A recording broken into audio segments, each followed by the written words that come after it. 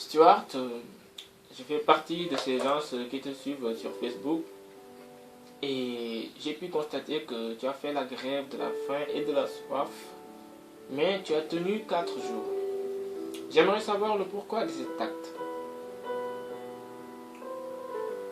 C'est un acte qui a été fait parce que j'avais aucune autre possibilité de me faire entendre auprès de la justice. D'accord. Que reprochez-vous à la justice donc? Quelles sont les raisons? Les raisons de mes reproches par rapport à la justice, c'est de ne pas prendre en considération mon enfant. Pour ce qui est de mon cas à moi et beaucoup d'autres, c'est quand on juge le bien-être des parents et on utilise les enfants en tant que récompense ou punition. Récompense ou punition? Sinon, moi, ce que j'arrive pas à comprendre, c'est que si la justice a tranché, c'est que la justice est basée sur des preuves palpables. Eh bien non. Pourquoi? Non, parce que, en tout cas, il y a plusieurs cadres. Je ne suis pas du tout un professionnel, je suis un petit ouvrier qui ne connaît pas spécialement les lois. La justice a plusieurs domaines. Elle a la correctionnelle, elle a la grande instance, elle a les affaires familiales, elle a le juge pour enfants. Le juge pour enfants et les affaires familiales ne fonctionnent pas du tout, malheureusement, pareil que la grande instance et la correctionnelle. Expliquez-vous. Eh bien, la correctionnelle se base sur des lois applicables par rapport à des faits réels et prouvés par la paperasse, par rapport à une enquête, des enquêtes qui sont sûres, par rapport à des gens avec carte d'identité, etc., témoignages à l'appui, pas avec des on-dit. Il paraît que ça ne marche pas. Il paraît que monsieur a violé, ça marche pas. Monsieur a tué, il paraît que monsieur a tué, non, ça marche pas. Par contre, monsieur, on a retrouvé de l'ADN d'un meurtre, etc. Là, ça marche. Les affaires familiales, avec des simples on-dit, on fait toute une enquête. D'accord. Donc, quelle définition vas-tu donner de l'AMO? L'AMO, c'est simplement une entreprise, une ACRL. Une ACRL, c'est quoi? C'est une entreprise qui s'est lancée à but lucratif. Le but lucratif, le mot est dedans, c'est le but n'est que l'argent, de faire fructuer l'entreprise. Donc, on est au-delà de la moralité et on reste dans le cadre de la bonne loi. C'est-à-dire qu'on ne se met pas en danger au niveau de la loi, mais le but final n'est pas de moralité, mais de se faire de l'argent. Donc, c'est l'AMO qui a enquêté sur votre cas. Oui. Alors, voilà, l'AMO est mêlée avec les affaires familiales, c'est-à-dire des affaires de moralité, des affaires qui devraient être traitées comme une affaire criminelle, avec des preuves, avec la paperasse, avec des certifications. On ne peut pas dire demain, monsieur a fait ci, a fait ça, et que ce soit pris en compte et acté, en sachant qu'il n'y a pas de preuves écrites par d'autres personnes. Voilà, on est vraiment sur un peu on n'est pas équitable dans le domaine où on va se baser que sur des faits. d'accord. Comment s'est déroulée l'enquête auprès de vous? L'enquête, vous voulez dire quoi? L'enquête AMO? L'enquête qu'a effectuée l'AMO, oui. L'AMO a préconisé auprès du juge pour enfants et affaires familiales, a beaucoup aidé à la décision de placer un enfant qui aujourd'hui n'est plus placé parce que l'erreur a été commise et a été reprise. Donc ça a été repris, c'est qu'on a un peu accepté le fait qu'il y ait eu une erreur sur la décision d'un placement. L'AMO a décidé qu'il fallait placer l'enfant. Placer l'enfant définitivement. Le juge l'a refusé et a fait un placement de jour. Ce qui est tout à fait pas du tout correct, en sachant qu'il y avait une possibilité de foyer, une possibilité ou autre des grands-parents, au pire, même si je suis en contradiction avec la maman, et quand on n'arrive pas à trouver de solution, il y avait toujours les grands-parents, un cadre familial. L'AMO a pour but, comme on avait dit, lucratif, a pour but que de suivre une famille. Donc si demain tout se passe bien, c'est pas spécialement leur but final. Moi j'ai entendu le directeur de l'AMO me dire après le placement qu'il se mêlerait plus, qu'il laisserait faire les choses, qu'il se mêlerait plus de notre problème. Une fois que la décision des affaires familiales, qui n'a plus rien à voir avec le juge pour enfants, a été prise ou la garde a été donnée à la maman, et bien, il s'est relancé encore pour 1 an de suivi pour la maman. C'est marqué sur mon jugement des affaires familiales que la maman se comporte bien dans le sens où elle accepte l'aide sociale, l'aide et qu'elle est tout le temps dans la est positif à toute proposition des services sociaux, mais que tout reste fragile. C'est-à-dire que la maman reste quand même incompétente, mais elle fait des efforts, donc on doit l'aider. Donc la maman, en gros, elle est encadrée. Elle est complètement encadrée et on omet de dire que le papa est capable. Donc comment ça se fait que la garde lui revient si elle est Sur encadrée? ça, il n'y a pas de logique. Après, c'est quelque chose qui est personnel. Je pense, après, comme je viens de le dire, tout ce qui est lucratif, je pense que c'est plus bénéfique pour une société comme l'AMO de pouvoir suivre la maman où on a des choses à lui reprocher, où on peut lui expliquer les choses pour qu'il y ait de l'argent qui rentre en compte, puisque tout est facturé, les rendez-vous, etc., et des commissions. Et donc il y a un suivi, donc il y a de l'argent qui rentre. Par contre pour le papa, on n'a rien à lui reprocher, simplement le fait qu'il se refuse que la maman puisse évoluer. On rentre dans un système complètement loufoque où on essaie de chercher le moindre petit fait qui fait que le papa est en refus complet, que la maman réussisse à se former en tant que mère et apporter un bien-être à l'enfant. Sauf que l'enfant n'est pas un objet de formation. Il ne doit pas aider à la maman ou au papa à être un papa. C'est au papa et à la maman, au mieux, qui doit aider à l'enfant d'avoir un cadre correct. D'accord. Voilà. Donc dans tout ça, j'aimerais savoir quelle a été la défense de la maman. La défense de la maman jusqu'à maintenant, si on ne parle plus parce que sinon on risque de se perdre, la défense de la maman jusqu'à maintenant, ça a toujours été d'avoir porté l'enfant pendant 9 mois. C'est ce qui a été sorti jusqu'à maintenant, à l'heure actuelle où je vous parle, pendant 3 ans. C'est que la maman l'a porté pendant 9 mois et simplement qu'elle a été violentée. Sachant que c'est sur défaut. Pour ce qui est de mon point de vue personnel, je pense que le fait d'avoir enceinté 9 mois, ça ne fait pas une maman. Pour moi, une maman, c'est après la naissance. Toujours sur ça. Sur comment il éduque son enfant, comment il arrive à gérer son enfant et tout. Donc, vu que la garde est revenue à la maman et que aussi l'enfant est placé, j'ai aussi pu constater que vous allez vous retrouver en correctionnel le 25 octobre. J'aimerais savoir le pourquoi de ça. La maman, j'ai exactement 13 ou 14, vraiment pas exactement. J'ai 13 ou 14 plaintes sur le dos. En fait, c'est la maman, on lui a fait comprendre, copine et avocate, lui ont fait comprendre que plus on incriminait le papa, c'était la seule solution d'avoir un enfant. Moi, là, on est sur l'aliénation parentale. En sachant que c'est une réalité que les femmes sont battues de nos jours facilement et qu'il y a vraiment des graves problèmes, on a laissé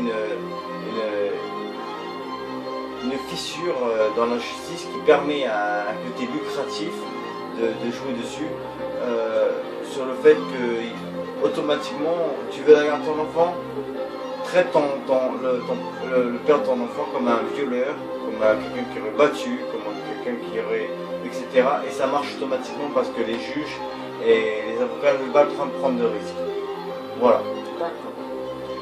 Maintenant, j'aimerais que vous me parliez du foyer et pourquoi l'enfant est tombé dedans. Ce que je viens de vous expliquer sur la manière de procéder pour avoir une garde d'enfant a été exactement celle de mon ex-compagne.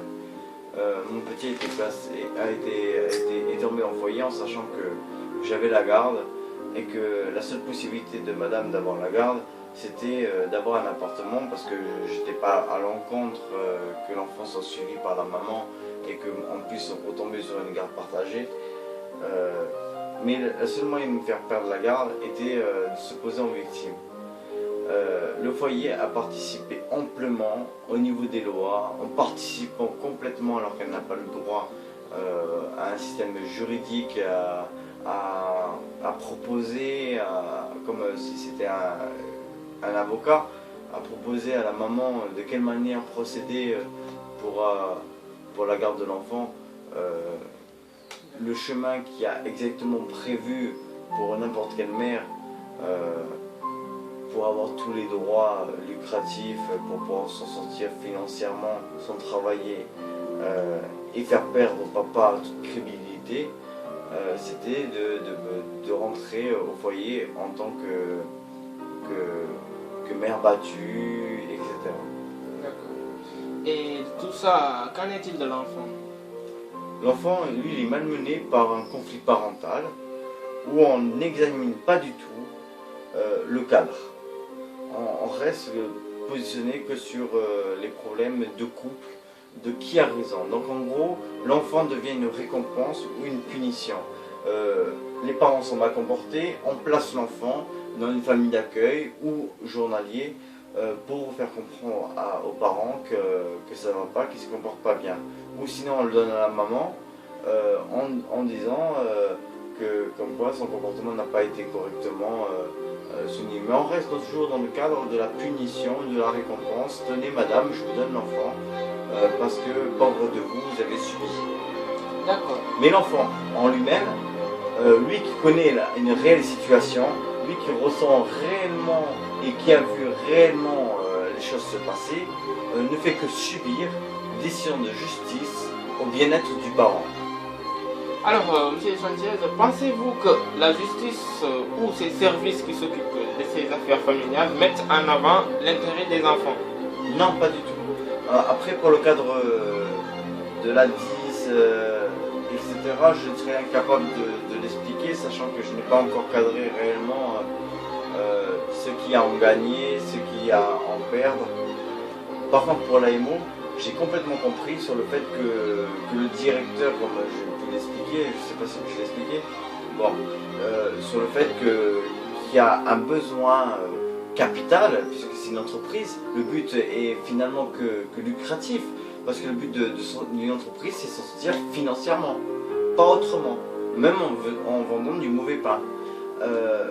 Et bien de donner raison à l'argent, ça veut dire que je suis un papa qui n'est pas intéressant à suivre parce que très vite ils ne trouveront pas de faille à me faire suivre, à m'obliger en sachant que j'ai les bonnes convictions, j'ai les bons réflexes pour mon enfant qui fait que j'ai pas besoin de suivi pour l'enfant. Par contre la maman a plein de suivi, donc on va insister sur le fait que il va falloir, et c'est marqué sur mon jugement, il va falloir que la maman est encore fragile et il faut encore un bon suivi pour l'enfant. On oublie complètement le suivi de l'enfant, en fin de compte, on oublie complètement les ressentis de l'enfant. Mon fils, nous sommes passés, moi et ma femme, mon ex-femme, pardon, mon ex-compagne, on est passé devant un expert psychiatre. Mon fils n'est toujours pas passé devant un expert psychiatre. Donc on a complètement oublié l'intérêt de l'enfant. On s'est basé que sur ce qui est vrai entre les deux parents. D'accord. Alors, ma dernière question, c'est que elle va se passer sur le collectif que vous avez pu réunir. Il paraît que vous avez réuni deux associations des pères et vous avez créé une association Enfants, Papa pour la vie. Donc, en gros, maintenant, vous n'êtes plus seul dans ce combat que vous menez. Quand j'ai fait le grève de la faim et de la soif, je suis parti avec mon ami seul. c'était une action qui était personnelle, qui ne ressemblait à aucune autre. Je me sentais jusqu'à maintenant un peu coupable parce que je me disais que autant de pression, autant de mensonges sur moi, autant il y a des choses que je me cache à moi-même. Quand j'ai commencé à faire la grève de la faim et de la soif, je me suis trouvé dans la rue.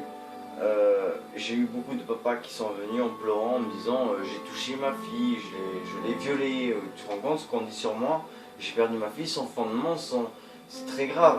Exactement comme moi, comme pour violence, j'aurais pu, avec toutes les plaintes que madame a posées contre moi, aller en prison maintes fois. Donc si c'est faux, ça veut dire, enfin c'est logique, ça veut dire que la maman veut supprimer le papa de la vie de son enfant, si c'est faux. En sachant que sur 10 plaintes, il n'y en a qu'une seule qui marche. Donc sur les 10 plaintes, il y a 9 mensonges. 9 mensonges, il y a un problème s'il y en a une qui marche à la fin. Parce que si ce n'est pas par but qui va à l'encontre de persuader l'enfant que son père est quelqu'un de mauvais et de l'envoyer en prison, de le priver de son enfant et de priver son enfant de son père pendant des années et de lui donner la capacité de lui donner une certaine version qui est complètement fausse, c'est quelque chose d'énormément grave. On n'est plus du tout dans le système de justice, on n'est plus dans le système d'égalité. D'accord. Mais j'aimerais aussi savoir si dans cette association, l'association a été dissoute des deux côtés, dans le sens où la justice jusqu'à maintenant nous a fait croire qu'on se battait contre les femmes. Mais en fait, et ça c'est quelque chose de propre à un nouveau collectif, c'est qu'on a compris que la fissure qui a été donnée, du côté femmes et hommes, on a les mêmes vices.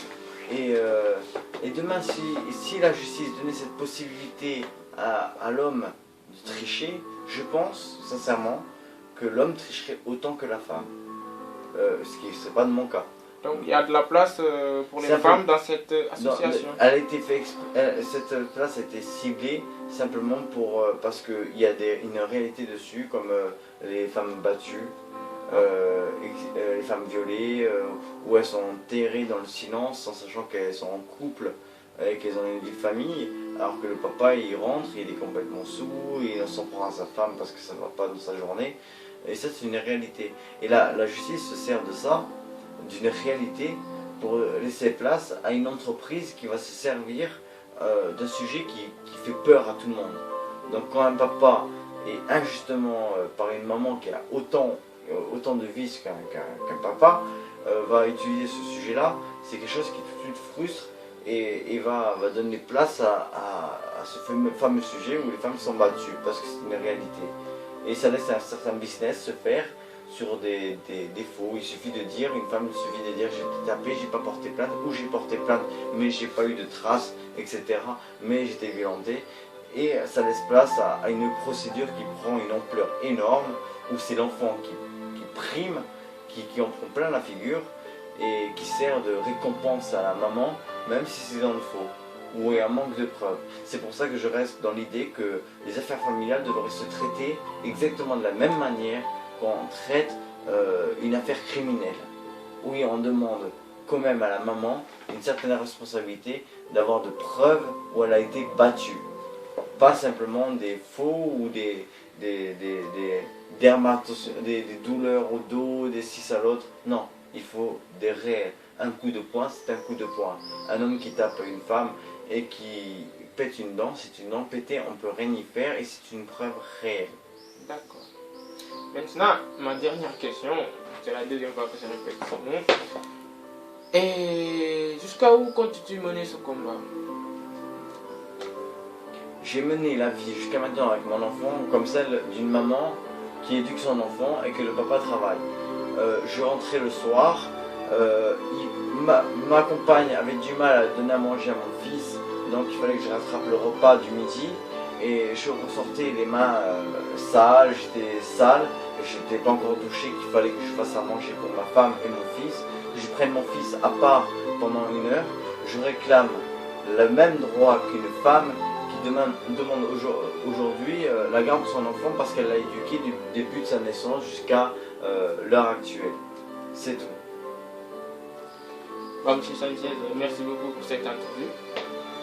Et j'ai aussi bien compris le fond de votre combat.